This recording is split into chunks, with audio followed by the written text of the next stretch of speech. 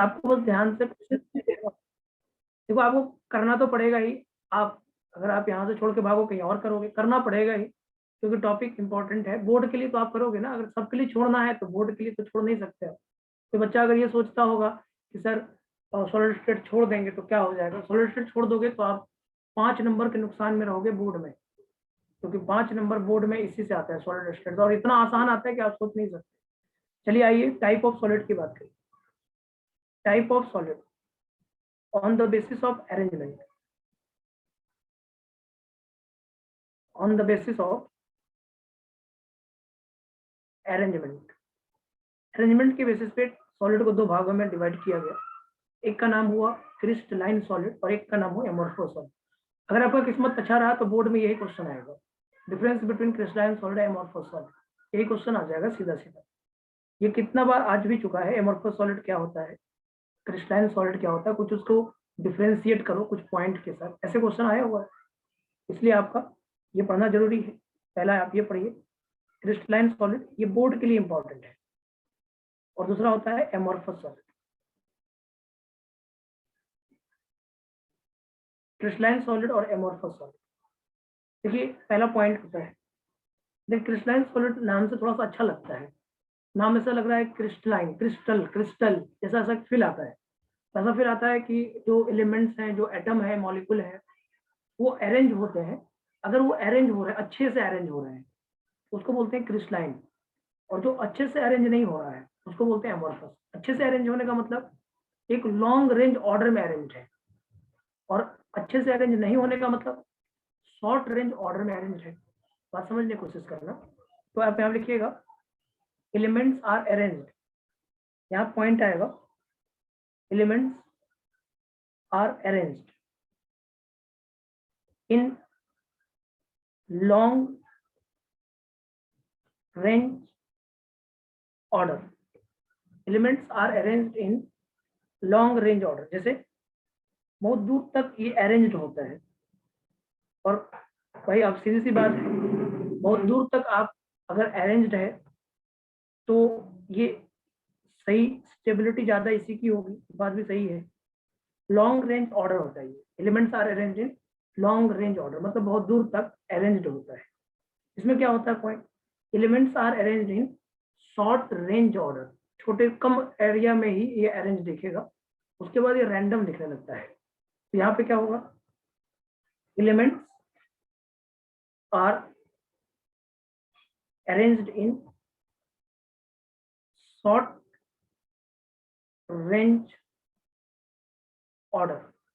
Elements कैसे arrange होते हैं, शॉर्ट रेंज ऑर्डर में अरेंज, जैसे ये अरेंज्ड हो, इसको बोलेंगे शॉर्ट रेंज ऑर्डर।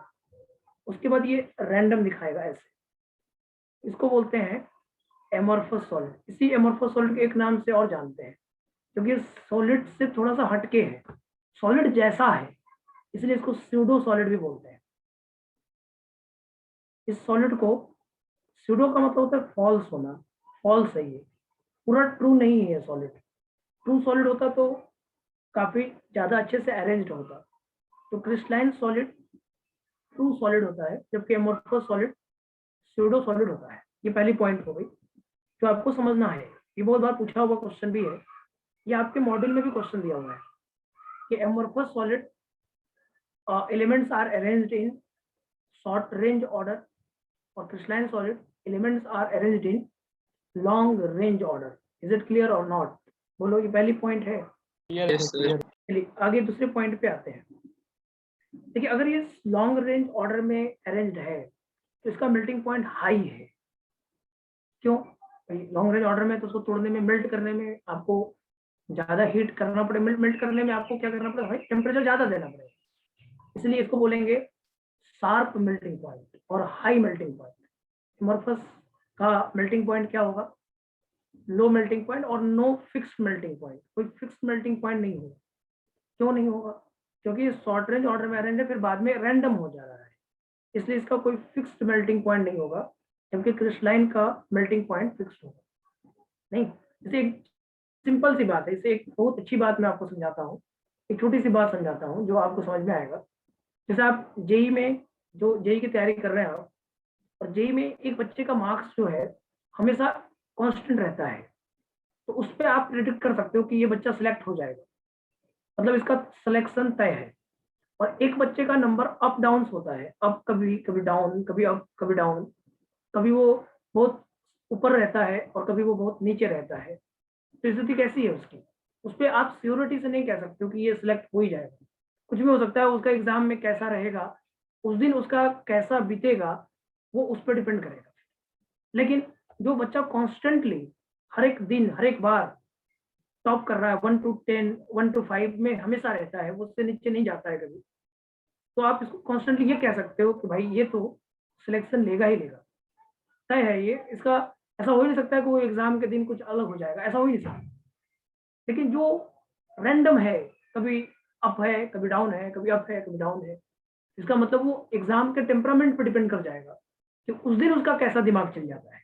अगर उस दिन उसका अच्छा दिमाग चल गया, सब सही कर गया, तो वो टॉप कर सकता है, और नहीं तो वो नीचे जा सकता है। तो सेम यहाँ पे वही है।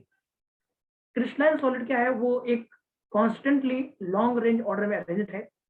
इसके लिए इसका मेल्टिंग पॉइंट शार्प होगा और फिक्स्ड मेल्टिंग पॉइंट होगा। शार्प और फिक्स्ड मेल्टिंग पॉइंट, शार्प और fixed melting point. Sir sharp high के लिए, मतलब हाई के लिए लिखे शार्प हैं। भी हाई के लिए ही लिखा जाता है ये, हाँ सर ठीक। शार्प और फिक्स्ड मेल्टिंग पॉइंट। और इसके लिए आप क्या लिखोगे, नॉट और डेफिनेट। होगा कि एंड होगा ना सर? शार्प, शार्प और ठीक है, शार्प एंड लिख लो, sharp and fixed melting point ये लिख लो, ठीक ही बोल रहे हो। और यहाँ पे आप नॉट फिक्स्ड लिख लो, not fixed melting point, fixed melting point नहीं होता है। ओके, ये बात भी समझ में आता हो। इसी बेसिस पे एक और पॉइंट निकाल के आ जाता है कि जैसे जो क्रिस्टलाइन सॉलिड होता है उसका साइज फिक्स होता है। साइज फिक्स का मतलब वॉल्यूम फिक्स है, डेफिनेट शेप होता है इसका, डेफिनेट। लेकिन ये डेफिनेट शेप में नहीं आएगा। क्यों नहीं आएगा डेफिनेट शेप में, क्योंकि ये शॉर्ट रेंज ऑर्डर में अरेंज है, बाद में ये रैंडम हो गया, तो नॉट डेफिनेट शेप। लेकिन सॉलिड की प्रॉपर्टीज क्या होती है, जैसे आप सॉलिड की प्रॉपर्टीज पढ़ते हो तो डेफिनेट शेप पढ़ते हो, जबकि एमोर्फस सॉलिड में मैं बोल रहा हूँ कि डेफिनेट शेप नहीं है, क्योंकि अरेंजमेंट सही नहीं है ना, क्योंकि अरेंजमेंट सही नहीं है। इसीलिए थर्ड वाले पॉइंट पे भी हम यहाँ लिखेंगे डेफिनेट शेप, डेफिनेट शेप। और यहाँ पे क्या लिखोगे, नॉट डेफिनेट शेप। ये भी पॉइंट एक इंक्लूडेड हो गया, तभी इसको स्यूडो सॉलिड बोल रहे हैं। और अब चौथे नंबर पे आओ, जो कि बहुत इंपॉर्टेंट होने वाला है। एक बात बताओ, अगर कोई चीज को मेल्ट किया गया है, मेल्ट कर दिया आपने, और उसको सडन कूलिंग करोगे, तो वो किस में अरेंज होगा, लॉन्ग रेंज ऑर्डर में या शॉर्ट रेंज ऑर्डर में?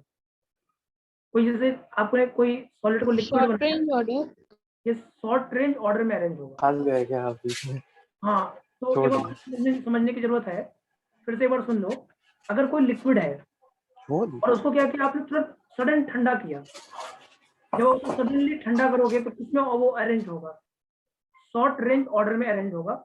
इसलिए एमोर्फस सॉलिड को सुपर कूल्ड लिक्विड बोला जाता है। Amorphous solid is also known as super cooled liquid. क्यों, क्योंकि on sudden cooling elements are arranged in short range order.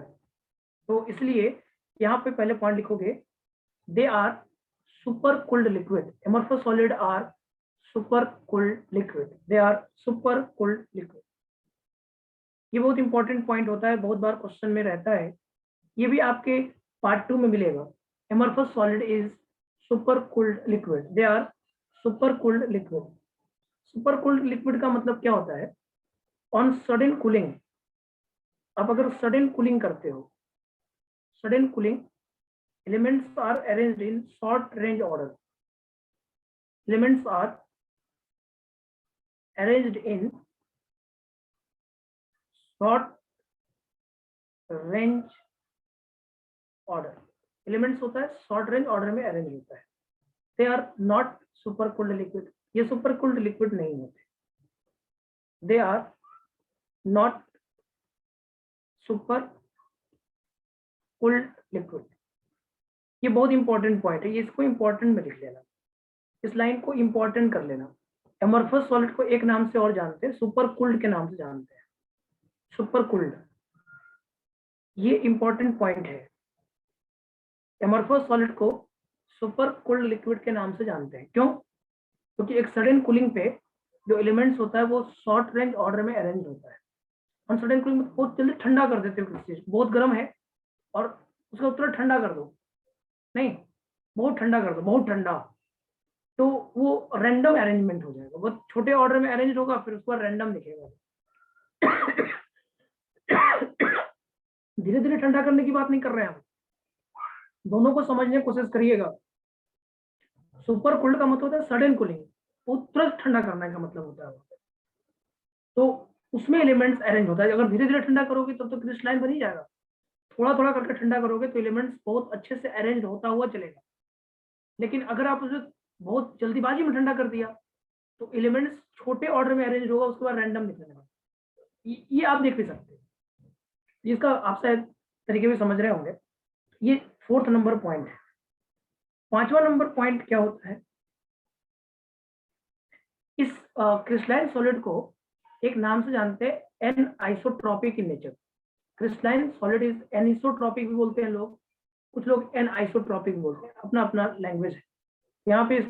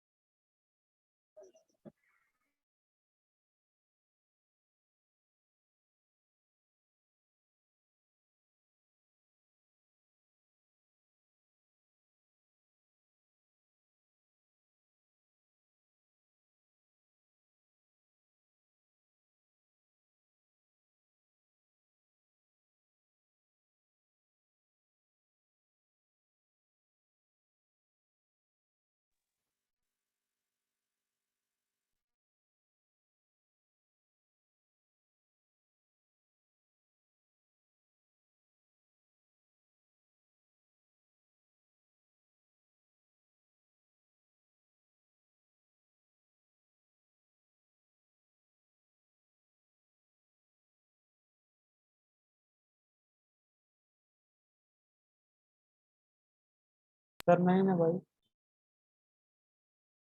नहीं चले इसमें। भाई हमको लगा कि हमारा ही खराब है। मेरा भी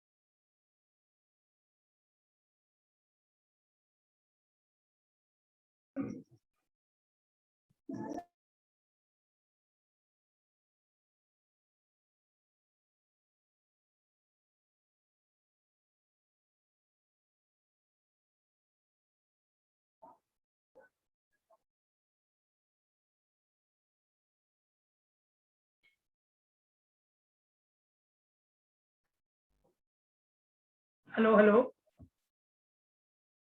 हेलो सर। अरे आवाज आ रहा है सर, आ रहा है। बस थोड़ा सा प्रॉब्लम हो रहा है, नेटवर्क का इशू चल रहा है, बहुत ही चल रहा है।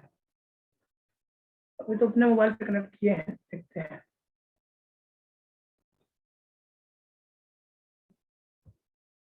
हाँ तो मैं ये बोल अरे रहा एयरटेल था। है आपका? हाँ एयरटेल ही है। यस सर, चल रहा है सुबह से ही, वो वाईफाई में देखते हैं। तो अभी एयरटेल फिर से बंद करके शुरू किए हैं। ऐसे तो अपने मोबाइल वाला से कनेक्ट कर दिए हैं, मोबाइल वाले से कनेक्ट किए हैं, तो इसको भी कनेक्ट करना पड़ेगा। एक सेकंड रुक जाओ।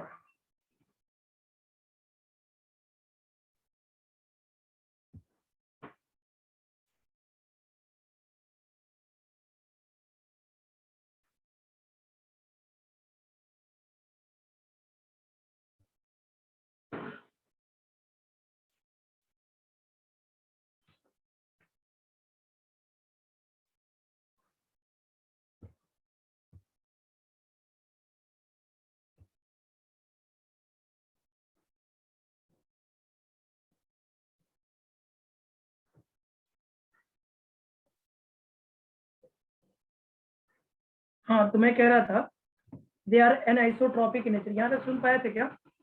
एनिसोट्रॉपिक और एनआइसोट्रॉपिक जैसे बोलना है बोल नहीं दो। सर, खास नहीं, मतलब शुरू ही किए थे तब तक चला गया। अच्छा ठीक, कोई बात नहीं, इन्हीं से अभी बताने ही जा रहे हैं।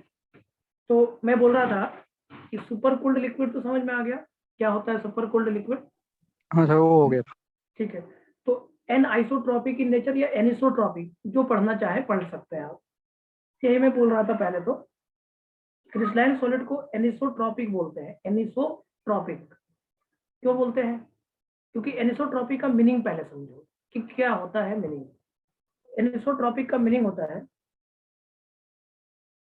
एनिसोट्रॉपिक का मीनिंग होता है, एनाइसोट्रॉपिक या एनिसोट्रॉपिक कि different physical properties in different direction.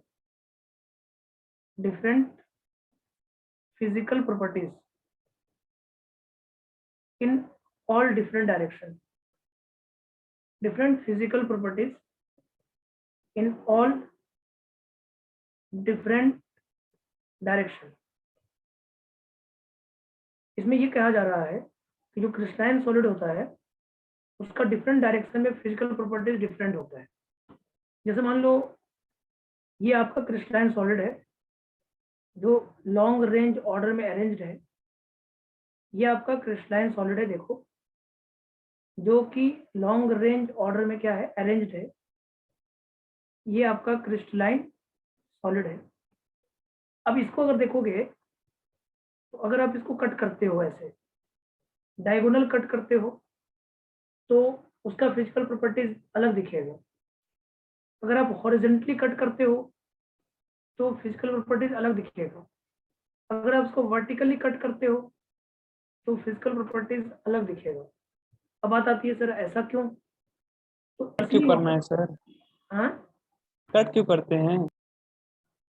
Cut का मतलब डायमंड है, जैसे मान लो डायमंड यस सर, है, यस सर, समझ। तो डायमंड को क्या करते हैं हम लोग, अलग अलग डायरेक्शन में कट करोगे ना तो उसका अलग पार्ट्स बनाए। स्ट्रेंथ होता है। डायमंड को हर एक डायरेक्शन में कट भी नहीं किया जा सकता है। Yes sir. तो इसीलिए इसको बोलते हैं कि different physical properties in all different direction. अगर अलग अलग डायरेक्शन लेते हो तो फिजिकल प्रॉपर्टीज भी अलग अलग होगा, मतलब स्ट्रेंथ अलग अलग होगा। फिजिकल प्रॉपर्टीज का मतलब क्या है, स्ट्रेंथ अलग अलग होगा। तो क्रिस्टलाइन सॉलिड जो होते हैं वो एनिसोट्रॉपिक होते हैं, मतलब different physical properties in different direction. जैसे आपका डायमंड होता है, डायमंड क्या है, क्रिस्टलाइन सॉलिड है। ग्रेफाइट क्या है, क्रिस्टलाइन सॉलिड है। ये डायमंड हो गया, ग्रेफाइट हो गया, NaCl सॉलिड हो गया, CaCl सॉलिड हो गया। ये सभी जो होते हैं वो क्रिस्टलाइन सॉलिड होते हैं। इनको आप हर एक डायरेक्शन में कट नहीं कर पाओगे, क्योंकि हर एक डायरेक्शन में आप कट करोगे तो उसका स्ट्रेंथ जो होगा अलग अलग होगा। जैसे डायमंड को आप किसी एक पार्टिकुलर डायरेक्शन में ही कट कर सकते हो। जैसे मान लो आप इसको डायगोनली अगर आप कट करते हो डायमंड को, तो उसका स्ट्रेंथ अलग दिखेगा। डायमंड को हॉरिजॉन्टली कट करने के लिए देखते हो तो उसका स्ट्रेंथ अलग दिखेगा, और वर्टिकली कट करते हो तो उसका स्ट्रेंथ अलग दिखेगा। तो इसलिए बोलते हैं क्रिस्टलाइन सॉलिड को एनाइसोट्रॉपिक और एमॉर्फस सॉलिड को बोलते हैं आइसोट्रॉपिक। एमॉर्फस सॉलिड होता है आइसोट्रॉपिक, आइसो का मतलब होता है सेम, तो अलग अलग डायरेक्शन में भी अगर प्रॉपर्टी सेम है तो उसको बोलते हैं amorphous solid. They are isotropic in nature, they are isotropic in nature, they are isotropic in nature. Isotropic का मीनिंग क्या होता है? आइसोट्रॉपिक का मीनिंग होता है same physical properties in all different direction, same physical properties in all different direction. जब आपका physical properties same हो सभी डायरेक्शन, डिफरेंट डायरेक्शन में, तो उसको बोलते हैं एमॉर्फस सॉलिड और उसे बोलते हैं आइसोट्रॉपिक। उसी को क्या बोलते हैं? आइसोट्रॉपिक। जैसे मान लो आपका जो पार्टिकल है वो कैसे अरेंज है? शॉर्ट रेंज ऑर्डर में अरेंज है। उसको आप कहीं से भी कट करो, वो अगर इक्वल स्ट्रेंथ दिखा रहा है तो आप समझ लो कि वो एमॉर्फस सॉलिड है। आप अगर इसको ऐसे कट करो, इसको ऐसे कट करो या ऐसे कट करो, वो सेम फिजिकल प्रॉपर्टी दिखा रहा है, तो इसको बोलते हैं आइसोट्रॉपिक। एमॉर्फस सॉलिड आइसोट्रॉपिक होता है और क्रिस्टलाइन सॉलिड एनाइसोट्रॉपिक होता है, जिसको आप एनिसोट्रॉपिक भी पढ़ सकते हैं। तो क्रिस्टलाइन सॉलिड एनिसोट्रॉपिक होता है और एमॉर्फस सॉलिड आइसोट्रॉपिक होता है। ये दोनों पॉइंट बहुत इंपॉर्टेंट होता है, ये आपको डिफरेंस लिखने के लिए पूछा जाता है। तो ये 5 डिफरेंस लिख दो। 5 नंबर का, अगर मान लो 2 नंबर का क्वेश्चन आएगा, डिफरेंस वाला क्वेश्चन 2 या 3 नंबर का आएगा, 5 नंबर का तो नहीं आएगा, 2 या 3। तो आपका 2 नंबर या 3 नंबर में अगर आता है तो डिफरेंस, ये पांचों डिफरेंस अगर आप लिख दोगे तो 2 नंबर 3 नंबर जो भी आएगा वो मिल जाएगा आपको। यही पूरा पॉइंट होता है जिसके बेसिस पे आपको पूरा 5 नंबर 3 नंबर मिल जाता है, 3 या 2 नंबर जो भी आएगा उसमें मिल जाएगा। अब इसका एग्जाम्पल अगर देने की बात करो तो ग्लास दे सकते हो, ग्लास, सिलिका दे सकते हो, सिलिका SiO2 जिसको बोलते हैं। तो ये आपका एमॉर्फस सॉलिड और क्रिस्टलाइन सॉलिड का डिफरेंस है। जो इम्पोर्टेंट डिफरेंस है वो 4 नंबर है, 5 नंबर है और फर्स्ट नंबर है। ये अरेंजमेंट के बेसिस पे सॉलिड को 2 भागों में कैटेगराइज किया गया है, एक है क्रिस्टलाइन सॉलिड और एक है amorphous solid. On the basis of arrangement solids are classified as crystalline solid and amorphous solid. ठीक, यहाँ तक समझ में आ रहा है क्या आपको? बोलो, यहाँ तक के 5 पॉइंट्स आपको समझ में आ गए? यस तो 5 पॉइंट्स आपको याद भी हो जाता है, और जो जो इम्पोर्टेंट पॉइंट मैंने मार्क करा है उनको जरूर याद रखिएगा, क्योंकि ये ऑब्जेक्टिव क्वेश्चंस में आता है जो आपके पार्ट 2 में मिलेगा। पूछा हुआ एमॉर्फस सॉलिड्स आर, आंसर है super cooled liquid. Amorphous solids are super cooled liquid, ऐसे आप बोलेंगे। क्लियर है? इससे आपका क्वेश्चन बन जाएगा। फिर एक क्वेश्चन ऐसे पूछेगा कि एमॉर्फस सॉलिड आर नेचर में क्या है? Isotropic, anisotropic. तो आइसोट्रॉप, आइसो का मतलब होता है सेम, तो same physical properties in all different direction isotropic कहा जाता है। एनाइसोट्रॉपिक का मतलब होता है different physical properties in all different direction. Clear है? अब इसके बाद आता है on the basis of force of attraction. Solid को 4 भागों में डिवाइड किया गया है। On the basis of force of attraction there are 4 type of solid. आप एनसीईआरटी भी पढ़िएगा तो ऐसे सीक्वेंस ऐसे ही मिलेगा आपको। थोड़ा सा सीक्वेंस में क्या होता है कि हम लोग थोड़ा उसको अच्छे से कैटेगराइज कर देते हैं। एनसीईआरटी में पूरा एक ही साथ लिख देता है, बस इतना ही अंतर होता है, और कोई अंतर नहीं होता। एनसीईआरटी तो भाई जानते ही हो बहुत अच्छी चीज होती है, एनसीईआरटी तो पढ़ना ही चाहिए। वो नेशनलाइज्ड नेशनल काउंसिलिंग की बुक है, काउंसिल की बुक है, तो अच्छी बुक तो है, इसमें तो कोई दो राय नहीं है भाई। एनसीईआरटी तो पढ़नी ही चाहिए, चाहे कोई भी कॉम्पिटिटिव एग्जाम हो, वो बिना एनसीईआरटी पढ़े तो हो नहीं सकता है। तो बच्चों को एनसीईआरटी पढ़नी चाहिए। एनसीईआरटी तो पहला प्रायोरिटी है, वो गीता की तरह है। गीता जब आप जानते ही हो कि अगर आप गीता पढ़ रहे हो तो गीता पढ़ने की जो बात आप करते हैं उस तरह से वो एनसीईआरटी है, एनसीईआरटी जरूर पढ़ना चाहिए। ओके, चलिए। लेकिन यहाँ से आपको फायदा ये मिलता है कि जब मैं आपको पढ़ा दूंगा उसके बाद जब आप एनसीईआरटी पढ़ेंगे तो आपको समझ में आएगा। ऐसे एनसीईआरटी को समझना थोड़ा मुश्किल हो जाता है। चलिए यहाँ पे आइए। On the basis of force of attraction solids are classified as 4 types में क्लासिफाइड होगा। तो on the basis of force of attraction, on the basis of force of attraction, solids are classified as 4 types में पढ़ना है, बहुत important है ये। यहाँ से क्वेश्चंस आपके मॉड्यूल में खूब सारा मिलेगा। जब आप पार्ट 1 में बनाइएगा तब भी ए सेक्शन में मिलेगा और पार्ट 2 के ए सेक्शन में भी आपको मिलेगा। तो फर्स्ट है मॉलिक्यूलर सॉलिड,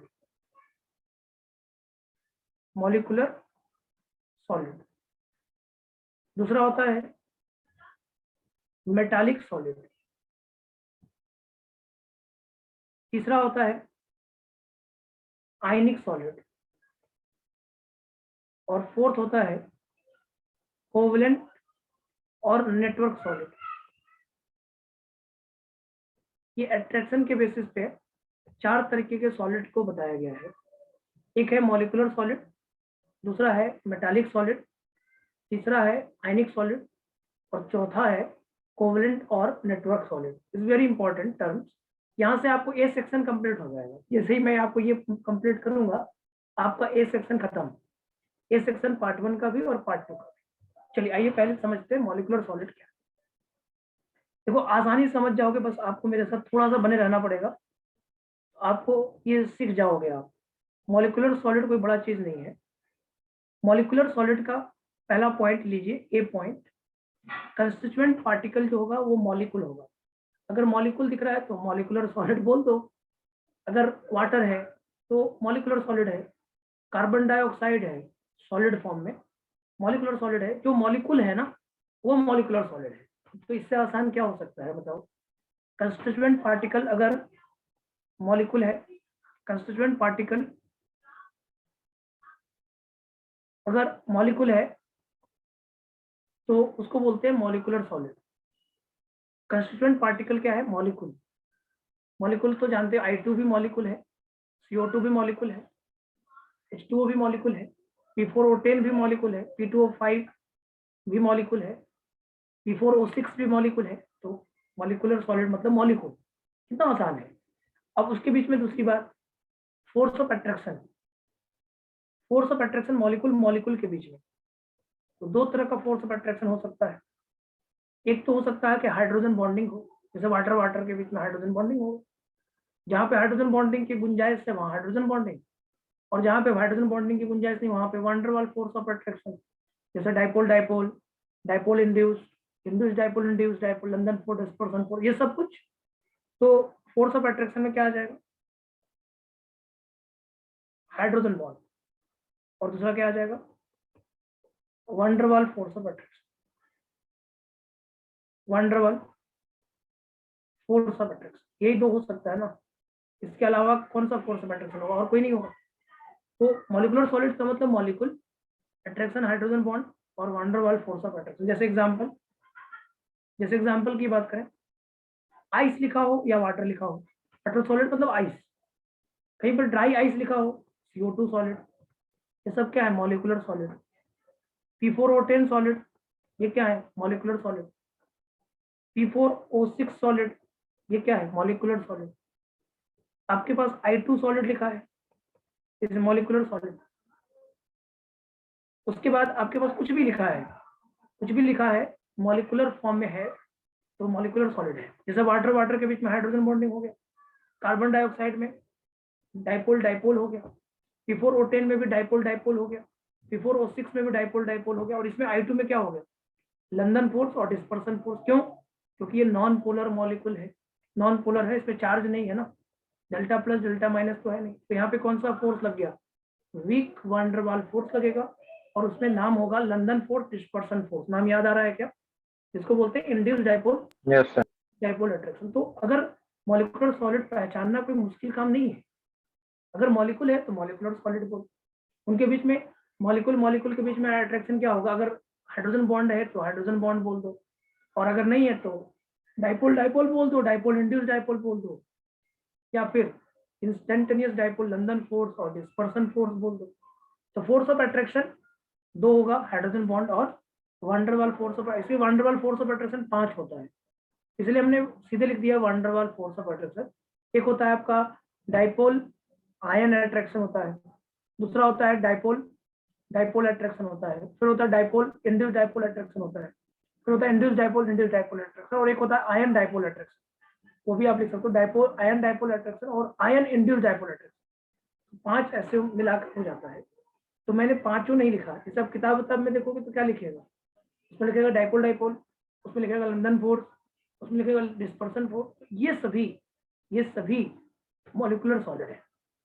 जैसे मान लो जिनॉन लिख देगा, जिनॉन देखो मॉलिक्यूलर फॉर्म में तो हो नहीं सकता, जिनॉन हीलियम वगैरह मॉलिक्यूलर फॉर्म में तो होंगे नहीं, वो अपने आप एक मॉलिक्यूल है, तो वो एटॉमिक फॉर्म में ही होंगे, तो बॉन्ड बना नहीं सकते, तो उनमें भी आप मॉलिक्यूलर सॉलिड कह सकते हो। क्यों? क्योंकि उनके भी अट्रैक्शन कैसे हैं, वंडरवाल फोर्स ऑफ अट्रैक्शन है, उनके भी अट्रैक्शन कैसे हैं। जिनॉन के बीच में क्या अट्रैक्शन है बताओ, लंदन फोर्स ही तो है, तो जिनॉन सॉलिड भी मॉलिक्यूलर सॉलिड कहलाएगा, जिनॉन सॉलिड भी क्या कहलाएगा, मॉलिक्यूलर सॉलिड कहलाएगा। बात समझने की कोशिश करो, जिनॉन सॉलिड भी मॉलिक्यूलर सॉलिड कहलाएगा। तो ये मॉलिक्यूलर सॉलिड का मतलब मॉलिक्यूल से है, और अट्रैक्शन हाइड्रोजन बॉन्ड या फिर वंडरवाल फोर्स ऑफ अट्रैक्शन, पहचान आ जाएगा तुरंत। मॉलिक्यूलर सॉलिड मतलब मॉलिक्यूल, और जो इनर्ट गैसेस हैं वो तो भाई मॉलिक्यूलर फॉर्म में जल्दी होते नहीं।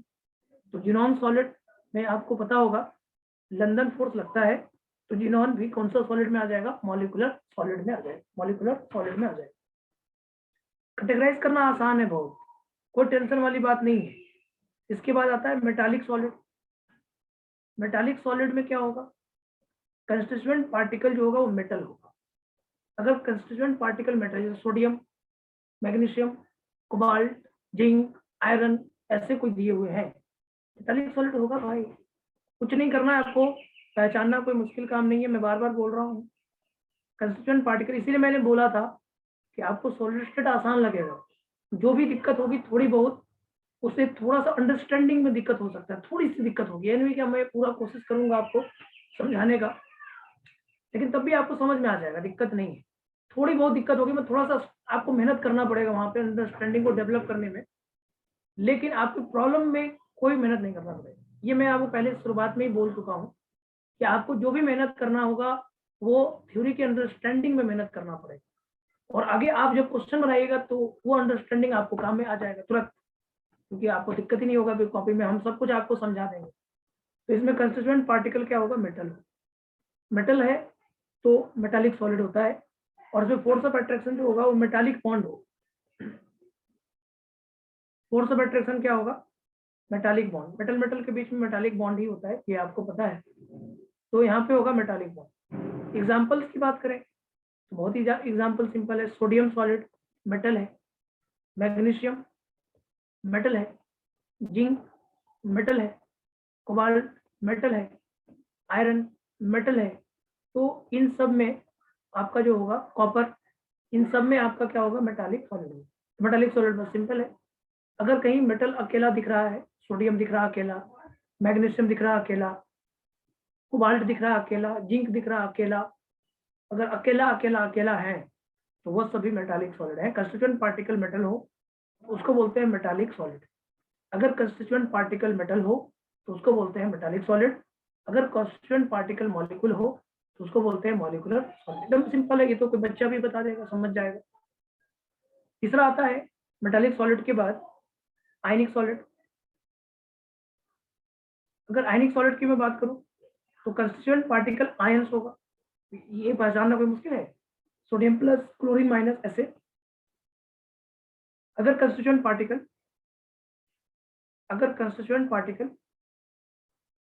आयंस के रूप में दिख रहा है, आयंस के रूप में, उसको आप आयनिक सॉलिड बोलने में मत चुकिए। अब आयंस दिख रहा है तो आयनिक सॉलिड बोलिए, और इसके बीच में जो फोर्स ऑफ अट्रैक्शन होगा वो electrostatic force of attraction, ionic bond जिसको बोलते हैं, फोर्स ऑफ अट्रैक्शन जिसको बोलेंगे आप यहाँ पे, उसको बोलते हैं electrostatic force of attraction. Electrostatic force of attraction, इसी को आयनिक बॉन्ड का नाम भी जानते हैं आप, केमिकल बॉन्ड के अंदर आपने आयनिक बॉन्ड पढ़ा है। इलेक्ट्रोस्टैटिक फोर्स ऑफ अट्रैक्शन को आयनिक बॉन्ड का नाम देते हैं। तो अगर आयंस है तो आयनिक सॉलिड है और इसको पहचानना कोई मुश्किल काम हो जाएगा क्या? क्या मैं पहचान नहीं पाऊंगा? अगर NaCl सॉलिड है तो आयनिक सॉलिड है, अगर MgCl2 सॉलिड है आयनिक सॉलिड है, CaCl सॉलिड है आयनिक सॉलिड है, NaBr सॉलिड है आयनिक सॉलिड है। जब कंस्टिट्यूएंट पार्टिकल आयंस है तो उसको बोलते हैं आयनिक सॉलिड। देखिए आपको दिख भी रहा है ionic solid, constituent particle ions है, force of attraction, electrostatic force of attraction और आयनिक बॉन्ड है, तो उसको आयनिक सॉलिड बोलना है। उसको क्या बोलना है? आयनिक सॉलिड बोलना है। ठीक है क्या? बोलिए। इतनी बातें तो हर एक समझ रहा होगा, इसमें तो कोई टेंशन वाली बात ही नहीं है भाई। मॉलिक्यूलर सॉलिड, मेटालिक सॉलिड और आयनिक सॉलिड। मॉलिक्यूलर सॉलिड क्या होता है, मेटालिक सॉलिड क्या होता है और आयनिक सॉलिड क्या होता है। और उसके बाद फोर्थ आता है कोवेलेंट सॉलिड। फोर्थ में आ जाइए, कोवेलेंट सॉलिड क्या होता है उसके समझने की कोशिश करिए। कोवेलेंट सॉलिड, कोवेलेंट सॉलिड में आपको बहुत आसानी से समझ में आ जाएगा। कंस्टिट्यूएंट पार्टिकल जो होना चाहिए वो एटम होना चाहिए और ज्यादातर नॉन मेटल होना चाहिए। नॉन एटम का मतलब नॉन मेटल से भी है।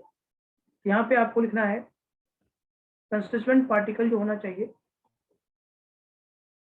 वो एटम होना चाहिए। कंस्टिट्यूएंट पार्टिकल एटम होना चाहिए।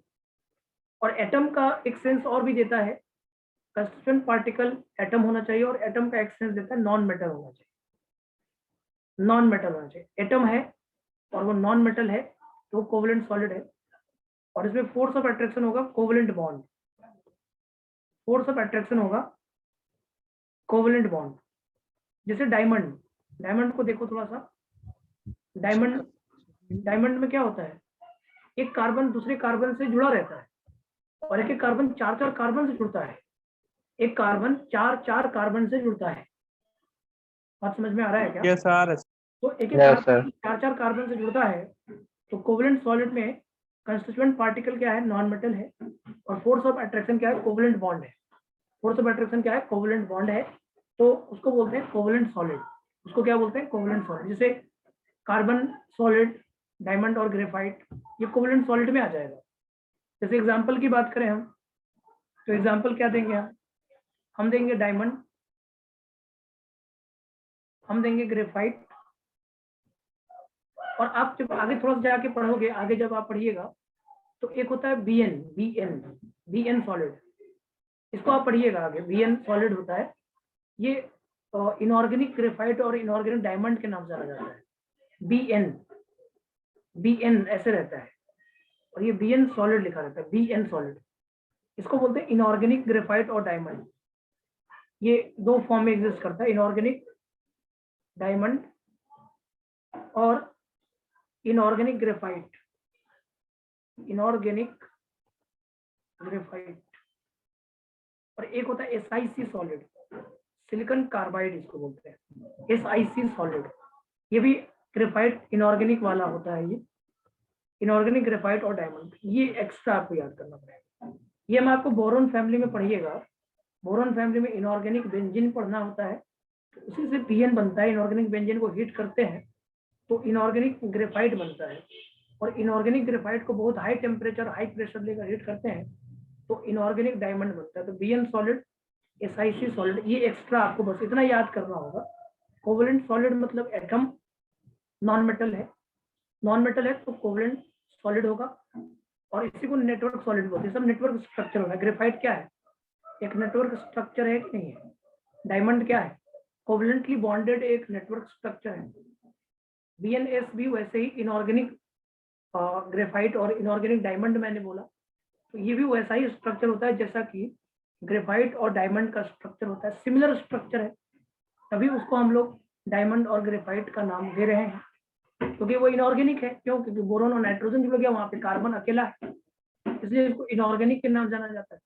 जैसे आपने कभी सुना होगा ऐसे केमिकल बॉन्डिंग के अंदर एक होता है इनऑर्गेनिक बेंजीन, जिसका फॉर्मूला होता है B3N3H6, और ऑर्गेनिक बेंजीन जैसा स्ट्रक्चर होता है उसका C6H6 जैसा होता है। ऑर्गेनिक बेंजीन का फॉर्मूला होता है C6H6 और इनऑर्गेनिक बेंजीन का फॉर्मूला होता है B3N3H6। तो ये बेंजीन के जैसा स्ट्रक्चर होता है। वैसे ही बीएन सॉलिड का भी स्ट्रक्चर जो होता है डायमंड और ग्रेफाइट के जैसा होता है।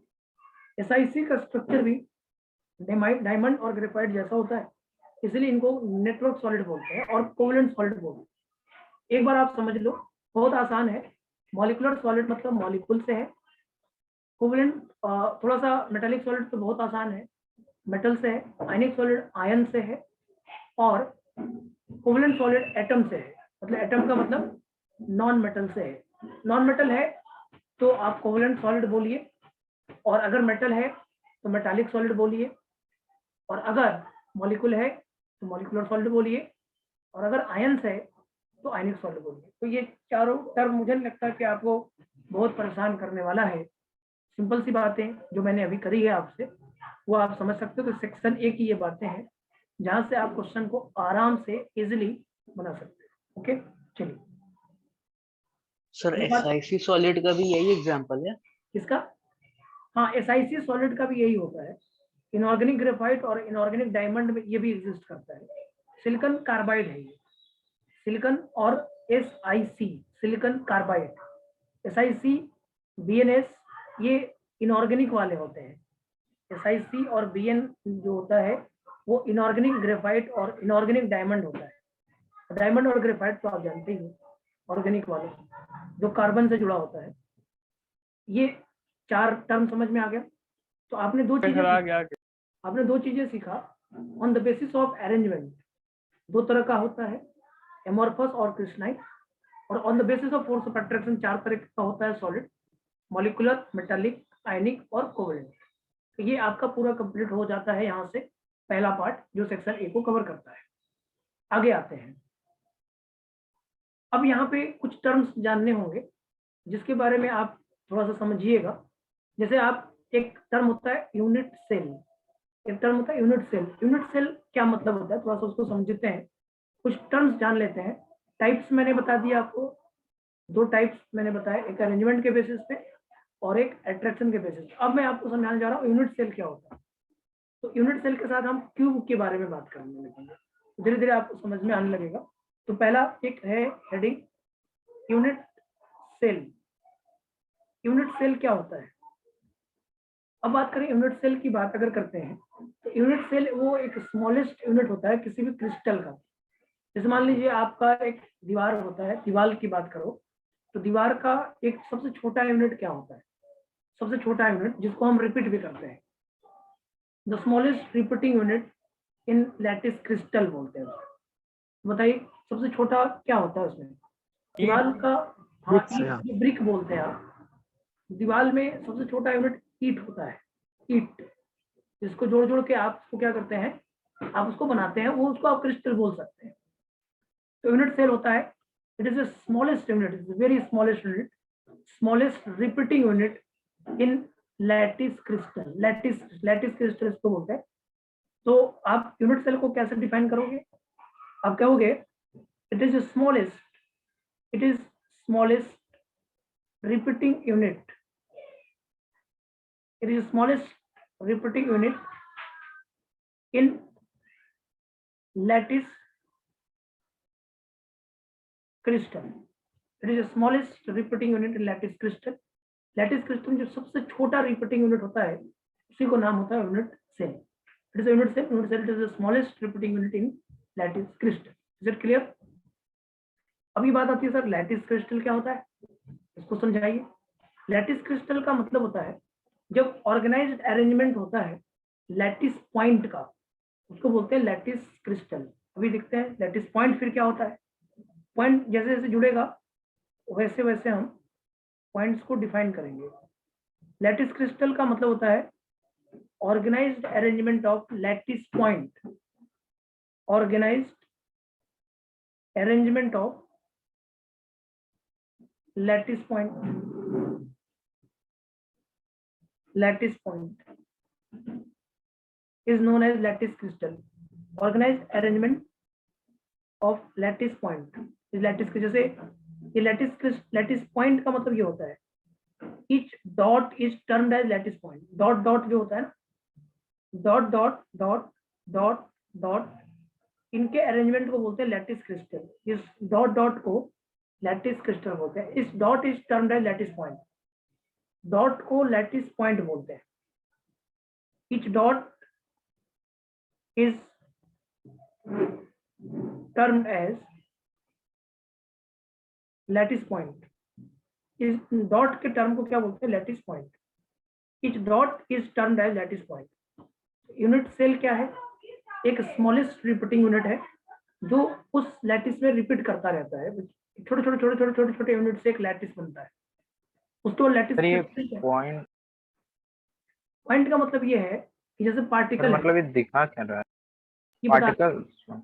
हाँ वो पार्टिकल को हटाकर हम डॉट डॉट डॉट डॉट बना, जैसे ये ऐसा है, आपके पास क्रिस्टलाइन सॉलिड ऐसा है, इस क्रिस्टलाइन सॉलिड को हटा हटाकर आप क्या कर दो, यहाँ पे पॉइंट बना दो, लैटिस पॉइंट। और इस लैटिस पॉइंट को ही हम क्या कह देते हैं? लैटिस क्रिस्टल बोल देंगे। जैसे आप एक क्रिस्टलाइन सॉलिड है आपके पास ये वाला, इस पार्टिकल को हटाकर आप एक डॉट बना सकते हो, और इस डॉट पे अगर पार्टिकल रख दोगे तो फिर से क्या बन जाएगा? Crystalline solid. मतलब लैटिस क्रिस्टल और plus particle at each lattice point is equal to क्या हो जाएगा? क्रिस्टलाइन सॉलिड हो जाएगा कि नहीं हो जाएगा? मतलब ये यस पार्ट सर। जैसे अब मतलब एटम्स या आयंस को रिप्रेजेंट कर रहा है, बस वही है। बस वही है, जैसे पार्टिकल जैसे जैसे रखा हुआ था, उस पार्टिकल को हटाकर डॉट डॉट डॉट से रिप्रेजेंट कर देना है, और हाँ सर। उसको हम बोलेंगे लैटिस क्रिस्टल। तो अगर मान लो कि अगर आपको बोलना है क्रिस्टलाइन सॉलिड बोलना है, तो क्रिस्टलाइन सॉलिड के लिए क्या बोलोगे? आप बोलोगे लैटिस क्रिस्टल बना दीजिए, एक लैटिस क्रिस्टल ले लो, और उसके बाद क्या करो? Particle at each lattice point रख दो, plus particle at each lattice point, particle at each lattice point. तो ये क्या बन जाएगा? Crystalline solid. Lattice crystal plus particle at each lattice point is equal to crystalline solid. Crystalline solid is equal to lattice crystal plus particle at each lattice point. ये हो जाएगा आपका crystalline solid. ये क्या हो जाएगा आपका? Crystalline solid. तो ये कुछ बातें थी यूनिट सेल, लैटिस क्रिस्टल, और इसके बारे में बात हो गई। अब जो यूनिट सेल हमें पढ़ना है इस टॉपिक के अंदर, यूनिट सेल ऐसे तो बहुत सारे हो सकते हैं, लाखों करोड़ों अरबों में हो सकते हैं। यूनिट सेल अलग अलग के लिए अलग अलग हो सकता है, लेकिन इस टॉपिक में जो यूनिट सेल हमें पढ़ना है वो है cubic unit cell. Unit cell हम एक ही पढ़ेंगे जिसका नाम है क्यूबिक यूनिट सेल। मेनली हम उसी में फोकस करेंगे। तो क्यूबिक यूनिट सेल को पढ़ने से पहले हम क्यूब के बारे में जानेंगे। अगर हम क्यूबिक यूनिट सेल पढ़ने जा रहे हैं तो मुझे पहले क्यूब के बारे में जानना होगा कि वो क्यूब क्या होता है, उसका प्रॉपर्टीज क्या है। तो सबसे पहले हम यहाँ हेडिंग अब करेंगे प्रॉपर्टीज ऑफ क्यूब। यहाँ से इंपॉर्टेंट शुरू हो जाएगा, क्योंकि क्यूबिक यूनिट सेल ही पढ़ना है। इस टॉपिक के अंदर हम एक यूनिट सेल पढ़ रहे हैं, मेनली क्यूबिक यूनिट सेल पढ़ेंगे। तो क्यूबिक यूनिट सेल में पढ़ने से पहले हम क्यूब के प्रॉपर्टीज को जानना चाहेंगे। सो हेडिंग यहाँ से शुरू होता है properties of cube. Properties of cube. Cube की क्या प्रॉपर्टीज होती है इसको आप मेरे साथ समझने की कोशिश करिएगा। क्यूब की प्रॉपर्टीज क्या होती है इसको समझिए। एक क्यूब बना लीजिए पहले। एक क्यूब बनाने के बाद कुछ कुछ बातें हैं जो आपको मेरे साथ समझना होगा, तो जो आप पहले जानते भी होंगे, ऐसा नहीं कि जानते नहीं होंगे। एक क्यूब है और इस क्यूब में आपका पहला क्वेश्चन है कितने कॉर्नर होते हैं? एक क्यूब में कितने कॉर्नर होते हैं? 8 सर। पहला क्वेश्चन का जवाब कॉर्नर 8 होते हैं। तो आपको लग रहा होगा सर ये सब छोटी छोटी चीजें क्यों बता रहे हैं? क्योंकि इसकी जरूरत है मुझे, इसलिए बता रहे हैं। कॉर्नर 8 होता है। इसमें फेस कितना होता है? फेसेस कितने होते हैं? 6 सर 6। 6 होते हैं। एजेस कितना होता है? एजेस कितना होता है? 12। 12 सर 12। अच्छा बताइए फेस डायगोनल कितना है? फेस डायगोनल कितना है? फेस डायगोनल, एक फेस में कितने 4 डायगोनल सर। बना सकते हैं? एक फेस में 2 डायगोनल बनेगा। ऐसे ऐसे आपके पास 6 फेस है। 12 सर 12। 6 और 2 को मल्टीप्लाई कर दोगे तो 12 फेस डायगोनल बनेगा। आप बताइए बॉडी डायगोनल कितने होते हैं क्यूब में? बॉडी 4। डायगोनल कितने होते हैं क्यूब में? 4। क्योंकि आप अपने रूम को देखिए, आप अगर रूम को समझ जाएंगे तो क्यूब को समझ जाएंगे।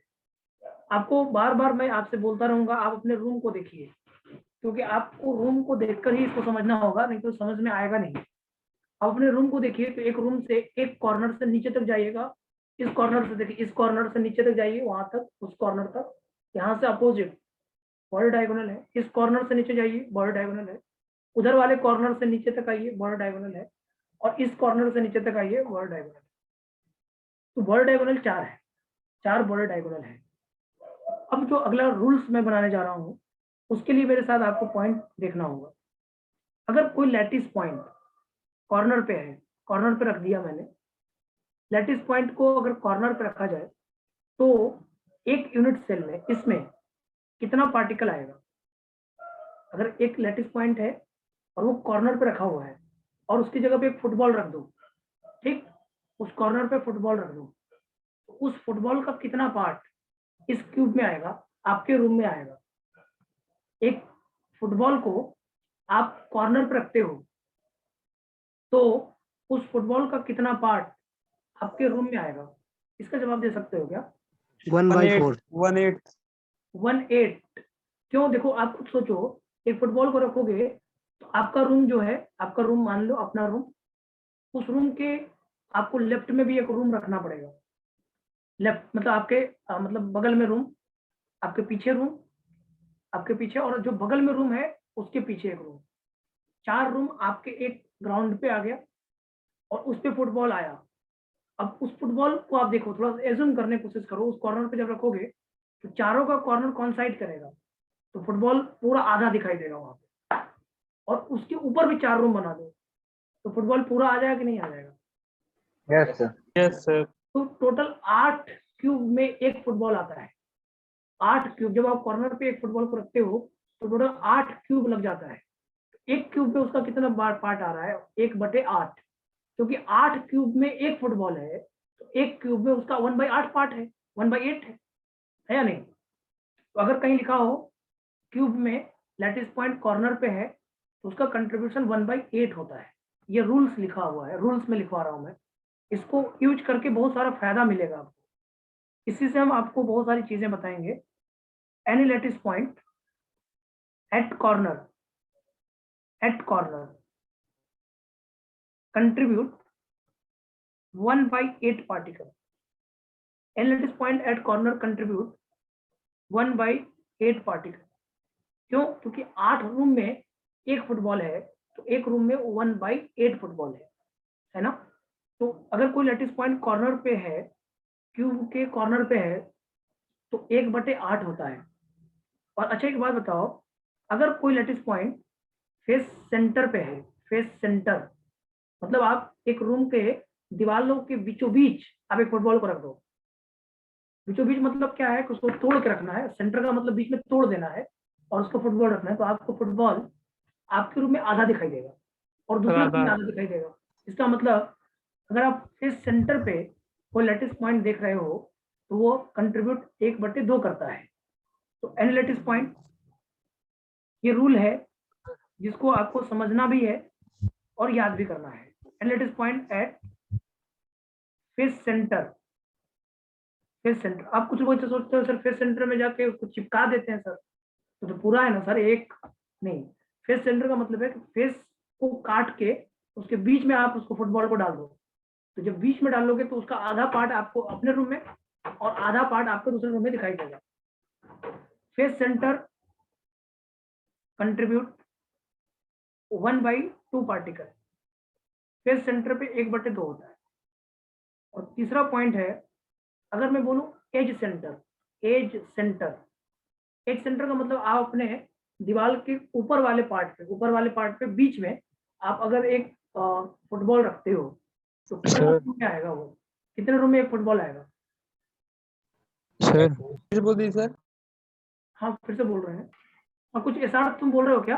पहले तुम पूछ सर ये सेकंड वाला पॉइंट हम लीव हो गए सर, सुन नहीं पाए बिल्कुल। मैं ये बोल रहा था कि अगर कोई लैटिस पॉइंट, फिर से समझिए एक बार, मैं ये बोल रहा था कि अगर कोई लैटिस पॉइंट फेस सेंटर पे, फेस सेंटर का मतलब क्या होता है? दीवार का एक फेस है, दीवार एक फेस है आपका, और उसके बीच में एक फुटबॉल रखा हुआ है। बीच में रखोगे तो आधा आपके रूम में और आधा आपके बगल वाले रूम में, है हाँ ना? सर ठीक, हाँ आधा ही आया ना आपके रूम में, आपके रूम की बात मैं कर रहा हूँ। अब आप हाँ सर ठीक ठीक। एज सेंटर पे फुटबॉल रखिए, एज सेंटर पे 1/4 1/4 कितने रूम में आएगा वो? एक रूम आपका हो गया, आपके जस्ट बगल में आपका रूम होना चाहिए, बगल में मतलब आपके पीछे, मतलब आपके पीछे ऐसे एक रूम यह हो गया और इसके पीछे ऐसे, तो हो गए 2, और इतना ही 2 रूम ऊपर भी होना चाहिए, तब एक पूरा फुटबॉल आ जाएगा। 4 रूम में एक फुटबॉल आएगा, अब करके देख लीजिए। 4 रूम में एक फुटबॉल आएगा। जैसे आप अगर कॉर्नर एक सेंटर पे रखेंगे तो एक रूम आपका, आपके बगल में एक रूम, आपके जस्ट पीछे रूम, पीछे या उसको आगे बोलो जैसे बोलो, और इतना ही ऊपर 2 रूम आपके, एक रूम आपके जस्ट आगे और उसके 2 रूम ऊपर, तो 4 रूम हो गए ना टोटल आपको लेकर 4 रूम। तो अगर कोई एज सेंटर पे है तो 1/4 पार्टिकल कंट्रीब्यूट करता है, कहा जाए। तो इसमें सब क्वेश्चन बनता है, इसलिए बोल रहा हूँ मैं। इसको अगर आप समझ जाए तो अच्छी बात है, और अगर नहीं भी समझ पाए तो याद कर लीजिएगा। एनालिटिस point at edge centre contribute 1/4 particle, contribute. अगर कोई कहता है कि एक पार्टिकल एज सेंटर पे है तो उसको बोल देना 1/4 पार्टिकल होगा। और कोई लैटिस पॉइंट अगर बॉडी सेंटर पे है तो कितना पार्टिकल होगा उस रूम में? बॉडी सेंटर पे अगर है, एक फुटबॉल को बॉडी सेंटर पे रख दो तो कितना पार्टिकल आपके रूम में है? पूरा रहेगा सर, एक ही पूरा रहेगा। एक है, क्योंकि बॉडी पूरा है Yes. सर। बीच में, रूम के बीच में बीचों बीच रख दो, तो बीचों बीच रखोगे तो आप ही के रूम में सब है। तो एनालिटिस point at body centre contribute complete 1 particle. तो अगर ऐसा कहीं लिखा हुआ है आप इस तरह से समझ सकते हैं। एनालिटिस पॉइंट, ये 4 रूल्स मैंने बताया है आपको। At body centre contribute complete 1 particle, body centre contribute complete 1 particle, एक पार्टिकल पूरा पूरा होगा। ये 4 रूल्स हैं, आपको ये याद रखना चाहिए, क्योंकि ये हमारे लिए बहुत ज़्यादा हेल्पफुल है, क्योंकि आगे इसकी बात मुझे करनी ही पड़ेगी। जब तक हम इसकी बात करेंगे नहीं तब तक आगे का कुछ पार्ट हमें पता नहीं चलेगा, इसलिए हमें इन पार्ट्स को तो करना ही करना है। इसके फॉर्मूला में बहुत सारे यूज होते हैं। जैसे बोलेगा एक ए एटम है जो कॉर्नर्स पे है, ऐसे बोलेगा ए एटम है जो क्यूब के कॉर्नर्स पे है, और बी एटम जो है वो क्यूब के फेस सेंटर पे है, तो बताओ उसका फॉर्मूला क्या है, फॉर्मूला ऑफ कंपाउंड क्या है, ऐसे पूछता है। जैसे इसी में ऐसे क्वेश्चन पूछेगा, देखो इसको समझना। जैसे मैंने आपसे मान लो क्वेश्चन ऐसे पूछा कि atom A occupy at corner of cube and atom B occupy at face center of cube, face center of cube. Then formula of compound, then formula of unit cell का formula क्या है? Then formula of compound containing A and B is, formula of compound is, सबसे पहले क्या होगा, एक का atom कितना है, बी का एटम कितना है, ए एटम कितना होगा। अगर atom A occupy at corner of cube, अगर कॉर्नर पे है तो ए का कितना एटम आएगा, 1/8, 8 1/8 और बी का 8 कितना एटम आएगा, 1/2 1/2 यस 1/2 इंटू 6 आएगा, 6 है ना टोटल फेस सेंटर पे। Yes, sir. Yes, एक sir. फेस सेंटर पे 1/2, तो 6 पे 1/2 इंटू 6, तो यहाँ पे क्या लिखोगे, नंबर ऑफ एटम्स ऑफ ए, एक पे 1/8 और आठों पे है 1/8 इंटू 8, कंप्लीट एक आ जाएगा, ए का पूरा एक एटम होगा। और number of atom of B कितना होगा, number of atom of B कितना होगा, number of atom of B जो होगा 1/2 इंटू 6, ये 3 हो जाएगा। फॉर्मूला क्या होगा, फॉर्मूला होगा AB3, ये कितने बार क्वेश्चन पूछा हुआ है, इस तरह का क्वेश्चन बहुत बार आता रहा है। तो ए का एटम 1 हो जाएगा, क्योंकि अगर एक कॉर्नर पे 1/8 होता है और आठों पे आप अगर है वो 1/8 इंटू 8 होगा। अगर बी का एटम की बात करें तो फेस सेंटर पे है, फेस सेंटर पे 1/2 होता है और टोटल फेस होता कितना है 6, 1/2 इंटू 6 कितना हो जाएगा 3 हो जाएगा। क्या बात समझ में आ रहा है क्या, बोलो, ये बातें क्लियर हो? Yes, sir. Yes. जेई में क्वेश्चन आया था, जेई एडवांस के अंदर जो क्वेश्चन आया था, क्यों नहीं आता उसका कारण भी देखो, इतना आसान क्वेश्चन आ सकता है। देखो अब आप सोचते लगोगे कि सर इतना आसान क्वेश्चन पूछते हैं, तो अब इसलिए अब उनको पता चल गया है कि अब जितना क्वेश्चन पूछ चुके हैं अब उसमें कुछ पूछने लायक रह नहीं गया है, इसलिए जेई एडवांस अब क्वेश्चन ज्यादा बना नहीं पा रहा है सॉलिड स्टेट से। और सॉलिड स्टेट का डिबेट होने के कारण अब लोग ज्यादा इंटरेस्ट सॉलिड स्टेट पे ले नहीं रहे हैं। पहले बच्चों को ये बताया जा रहा था कि सॉलिड स्टेट से बच्चों को समझने में बड़ी दिक्कत हो रही है, बच्चा सॉलिड स्टेट समझ नहीं पा रहा है, हार्ड टॉपिक है, ऐसा ऐसा फील आने लगा था बच्चों को। तो ये डिबेट चला था बहुत दिन तक, बाद में फिर तो ठीक हो गया, अब तो ठीक है, प्रॉब्लम नहीं है। इसमें क्या किया था, एक सर्कल डिनोट किया हुआ है, देखो सर्कल लिखा हुआ है, ये सर्कल है, ऐसे बना हुआ था, देखो ऐसे ऐसे ऐसे ऐसे सर्कल है, ऐसे सर्कल बना हुआ था। और सर्कल के साथ आपके पास ये ऐसे बना हुआ था, ऐसे ऐसे ऐसे ऐसे बना हुआ था। उसके बाद एक आपका ये तो सर्कल है, सर्कल जो था वो एम को डिनोट कर रहा था, वो एम को डिनोट कर रहा था। उसके बाद कुछ बना हुआ था ऐसे, इस तरह से, इसको अलग पेन से बनाते हैं, ये ऐसे बना हुआ था, ये ऐसे बना हुआ था, ऐसे बना हुआ था, ऐसे बना हुआ था और ऐसे बना हुआ था, और एक बीच में बना हुआ था, बीच का मतलब बॉडी सेंटर हो गया, बीच में जो दिख रहा है ना वो, और इसको बोला जा रहा था एन है, एन है, एम और एन है। ये क्वेश्चन इसी तरीके का जे एडवांस में आया है, थोड़ा हो सकता है इधर उधर हो गया होगा एटम को लिखने में, बट सिमिलर क्वेश्चन है, सिमिलर टाइप क्वेश्चन है, ऐसा आप थोड़ी देर के लिए मान सकते हैं, सिमिलर टाइप क्वेश्चन है ऐसा मान सकते हैं। एक और बढ़ा लीजिए, एक और बढ़ा लीजिए यहाँ पे, एक यहाँ पे भी कर लीजिए आप, ये यहाँ पे भी एक सेंटर पे यहाँ पे भी कर लीजिए। तो तो नीचे वहाँ दो जगह पे नहीं है, दो जगह खाली रखा है मैंने, दो ही जगह खाली रखा है, दो जगह नहीं है मतलब नहीं मानना पड़ेगा, खाली दिया है तो खाली रखना पड़ेगा, जितना दिया है जैसा दिख रहा है उसी क्या से करना है सर? तो पूछ रहा है इंपेरिकल वही फॉर्मूला, फॉर्मूला इंपेरिकल फॉर्मूला निकालना है, इंपेरिकल फॉर्मूला इज, तो पहले एम का एटम निकालना पड़ेगा, फिर एन का एटम निकालना पड़ेगा, और तभी तो इंपेरिकल फॉर्मूला निकलेगा। जितना दिया है उतने ही से निकालना है, कहीं मिसिंग भी है मिसिंग को भी कंसिडर करना है, पूरा पूरा इक्वल तो नहीं कर सकते, मिसिंग है तो मिसिंग को कंसिडर करना है। तो आपको सोच समझ कर बनाना है। एम का कितना एटम है, एम सर्कल को डिनोट कर रहा है और एन स्क्वायर को डिनोट कर रहा है। तो पूछ रहा है कि बताइए M4 N6 M4N6 मतलब इंपेरिकल फॉर्मूला M2N3। हाँ सर M2 N3 तो पहले तो फॉर्मूला निकालने के लिए हमें number of atoms of M निकालना पड़ेगा।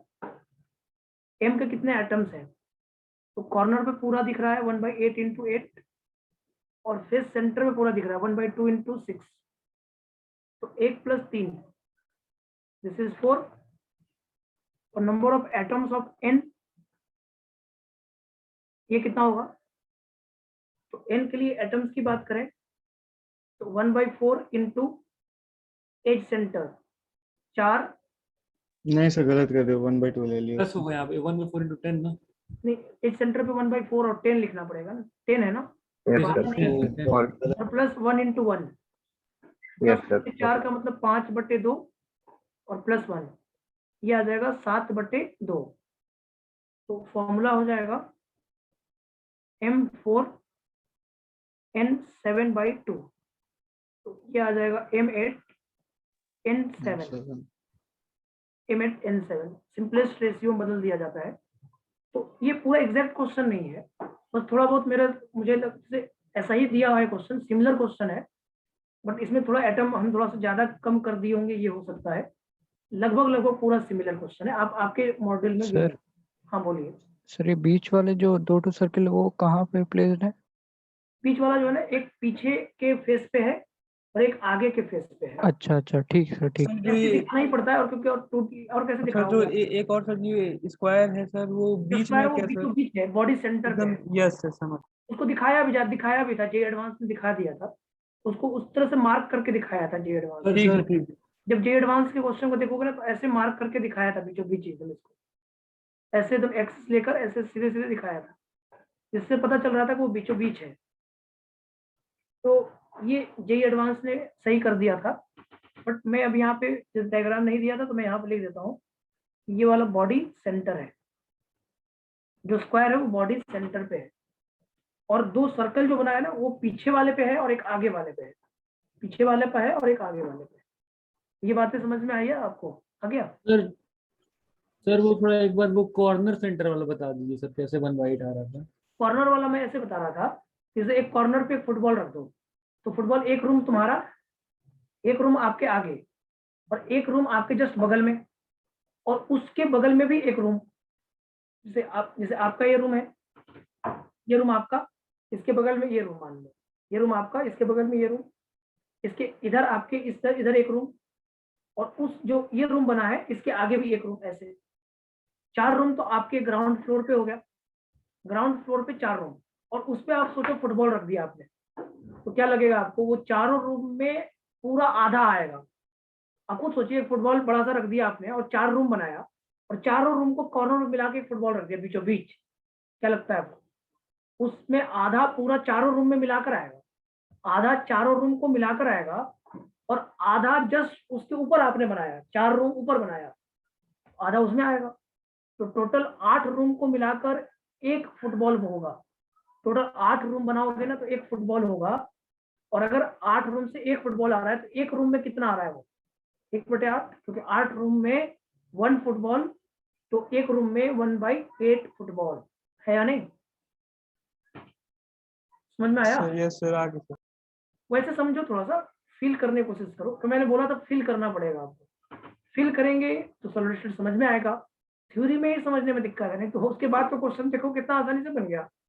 आप अगर मान लो फील नहीं कर पाए और याद भी कर लिया, तब भी क्वेश्चन बन जाएगा। अगर आप थोड़ा बहुत भी समझ लिए और थोड़ा मान लो कि उतना विजुलाइज नहीं कर पा रहे हैं, तब भी आपका क्वेश्चन बन जाएगा। तो दिक्कत नहीं है, क्योंकि आपने याद कर लिया कि कॉर्नर पे 1/8 होता है, फेस सेंटर पे 1/2 होता है, एज सेंटर पे 1/4 होता है, बॉडी सेंटर पे 1 होता है। अगर आपने याद कर लिया इसको, तो आपके बार बार क्वेश्चन भी ऐसे रिपीट होगा। कॉर्नर पे 1/8, फेस सेंटर पे 1/2, एज सेंटर पे 1/4, और बॉडी सेंटर पे 1। तो ये रिपीट हो गया ना, तो आपको एक्स्ट्रा करना नहीं पड़ेगा, एक्स्ट्रा नहीं करना पड़ेगा, लेकिन आप थोड़ा सा इसको फील करने की कोशिश करिए। एक फुटबॉल आपके पास है और कॉर्नर पे रखोगे, तो जब आप कॉर्नर पे रखोगे, तो उसमें चारों रूम के मिलाकर एक आधा फुटबॉल आएगा। क्योंकि आपको फुटबॉल ऐसा नहीं करना है कि आपको कॉर्नर को, आपको अंदर से कॉर्नर पे नहीं रखना है, अंदर से रखना है, बाहर से कॉर्नर पे रखना है। आपको सोचिए, कुछ बच्चा सोच रहा होगा कि सर मैं अंदर से अगर कॉर्नर पे चिपका दूं जाकर, तो पूरा एक ही रूम में है ना सर, बाहर कहाँ है? बाहर तो है ही नहीं। तो उसको आपको कॉर्नर को बाहर से सोचना है, बाहर से। आप बाहर खड़े हो जाइए कॉर्नर पे, और वहां पे फुटबॉल लेके वहां पे चिपकाइए, और थोड़ा सा कॉर्नर पे होल कर दीजिए। आप होल कर दीजिए, और जब 4 पूरे कॉर्नर्स मिलेंगे ना, तो पूरा एक आधा फुटबॉल आपके अंदर दिखाई देने लगे, और 4 उसके ऊपर, 8 पे पूरा है। एक कॉर्नर पे अगर एक फुटबॉल रखा जाता है, तो उसका कंट्रीब्यूशन 1/8 होता है। क्लियर? अभी समझ में आया प्रभाष? बोलो। समझ गया। पहला ये पॉइंट था। डिस्कशन का टाइम भी चला गया। होमवर्क दे दीजिएगा ना sir. Section A part 1 part 2, ठीक है। और किसी के पास अगर सॉलिड की डाउनलोड होगा, भेज देंगे सर, भेज देंगे। भेज देना बस, तब फिर कोई दिक्कत ही नहीं। ऐसे आपको सेक्शन ए बनाना है, पार्ट 1 पार्ट 2। अभी ज्यादा नहीं बनाना है, क्योंकि और भी तो अभी बहुत सारी बातें अभी बाकी है। तो सेक्शन ए का पार्ट 1 पार्ट 2 बनाइए, ये सेक्शन ओनली पार्ट 1 पार्ट 2। ये होमवर्क आपका है, बनाइए। और आप मुझे मॉडल भेज दीजिएगा, तो मैं फिर आप आगे वाले क्लास से होमवर्क देने लगूंगा। नेक्स्ट क्लास आगे की बात करेंगे, आज डिस्कशन नहीं हो पाएगा तो आप कल की क्लास में डिस्कस करवा लीजिएगा। थोड़ा सा जो रिमेनिंग पार्ट बाकी है आपका उसे आप कल के क्लास में डिस्कस करवा लीजिएगा। तो कल डिस्कशन भी कर देंगे हम, और साथ ही साथ हम आपका ए सेक्शन भी डिस्कस कर रहे होंगे। हम आपका ए सेक्शन भी कल डिस्कस करेंगे सॉलिड स्टेट का, और जो रिमेनिंग पार्ट कोऑर्डिनेशन कंपाउंड का रह गया है उसको भी हम डिस्कस करेंगे कल के क्लास में। ओके, तो फिर हम आपको आगे पढ़ाएंगे next class. Okay, thank you sir. Okay बेटा। Thank you, sir. Thank you sir. Thank you, sir. Thank you sir.